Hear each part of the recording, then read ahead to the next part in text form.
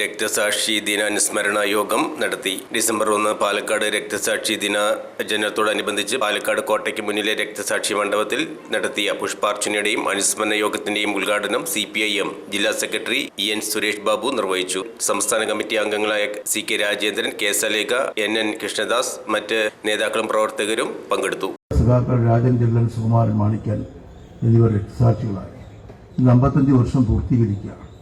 നമ്മുടെ പാർട്ടിയുടെ ധീരമായ പോരാട്ടങ്ങൾക്ക് നേതൃത്വം നൽകുകയും പ്രസ്ഥാനത്തിന്റെ വളർച്ചയ്ക്ക് സ്വന്തം ജീവൻ ബലിയർപ്പിക്കുകയും ചെയ്ത രാജൻ ചെല്ലൻ, സുകുമാരൻ മാണിക്കൽ എന്നീ സഖാക്കളുടെ ഓർമ്മ പുതുക്കുന്ന ദിവസങ്ങൾ മറ്റെല്ലാ പരിപാടികളും മാറ്റിവെച്ചുകൊണ്ട് സമുചിതമായി ആചരിക്കുകയാണ്. ഇന്ന് ഈ രക്തസാക്ഷി ദിനത്തിൽ പങ്കെടുത്ത മുഴുവൻ സഖാക്കളെയും ആദ്യമായി സ്വാഗതം ചെയ്യുന്നു. പ്രിയമുള്ള സഹോദരി സഹോദരന്മാരെ, പ്രിയപ്പെട്ട സഖാക്കളെ, പാലക്കാട് രക്തസാക്ഷി ദിനം ചെല്ലൻ, രാജൻ, മാണിക്കൻ, സുകുമാരൻ എന്നീ സഖാക്കളുടെ സ്മരണ പുതുക്കിക്കൊണ്ടുള്ള പൊതുയോഗങ്ങളാണ് ഇന്നിവിടെ നടക്കുന്നത്. ഈ പൊതുയോഗത്തിന് പുറമെ കണ്ണാടിയിലും ഓലശ്ശേരിയിലും കൊടുവായിലും പല്ലശ്ശേരിയിലും പൊതുയോഗങ്ങൾ സംഘടിപ്പിച്ചിട്ടുണ്ട്.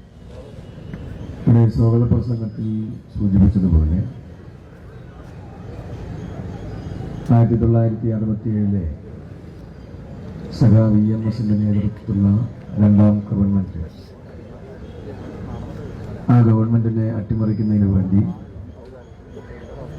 ചെറുകക്ഷികളെയെല്ലാം സ്വാധീനിച്ച് ഒരു കുറുമുന്നണി ഉണ്ടാക്കി. ആ കുറുമുന്നണിയുടെ നേതൃത്വത്തിൽ കേരളത്തിൽ മന്ത്രിസഭ രൂപീകരിച്ച് പ്രവർത്തിക്കുന്നതിന് വേണ്ടി തീരുമാനിച്ച ഘട്ടത്തിലാണ് CPM നിയമസഭയിൽ ഭൂരിപക്ഷം തെളിയിക്കണമെന്ന് ആവശ്യപ്പെട്ടു. നിയമസഭയിൽ ഭൂരിപക്ഷം തെളിയിക്കണം എന്ന് ആവശ്യപ്പെട്ടുകൊണ്ട് സെക്രട്ടേറിയറ്റിലേക്കും കേരളത്തിലെ എല്ലാ ജില്ലാ കേന്ദ്രങ്ങളിലെയും സർക്കാർ ഓഫീസുകൾ ഉപരോധിക്കുക എന്ന തീരുമാനത്തിന്റെ അടിസ്ഥാനത്തിലാണ് അന്ന് കോട്ടയ്ക്കകത്തായിരുന്നു എല്ലാ സർക്കാർ ഓഫീസുകളും പ്രവർത്തിച്ചത്. അതുകൊണ്ട് തന്നെ പാലക്കാട് കോട്ടയായിരുന്നു അന്ന് സമര കേന്ദ്രം. ആ സമരത്തിന് രാവിലെ മുതൽ തന്നെ പാർട്ടി നേതൃത്വത്തിൽ ആയിരക്കണക്കിന് സമര വളണ്ടിയർമാരാണ് ആ സമരത്തിൽ പങ്കെടുത്തത്. നൂറുകണക്കിന് മനുഷ്യജീവൻ എടുത്ത ആ ദുരന്തമുഖത്ത് വന്ന് സന്ദർശിച്ചു പോയി എന്നല്ലാതെ പ്രധാനമന്ത്രിയുടെ നേതൃത്വത്തിൽ യാതൊരു ധനസഹായവും പ്രഖ്യാപിക്കാൻ അന്ന് തന്നെ തയ്യാറായില്ല. ഇന്നും മാസങ്ങൾ പിന്നിട്ടിട്ടു നയാ പൈസയുടെ സഹായം ഈ ദുരന്തത്തിന് ഞങ്ങൾ അനുവദിക്കില്ല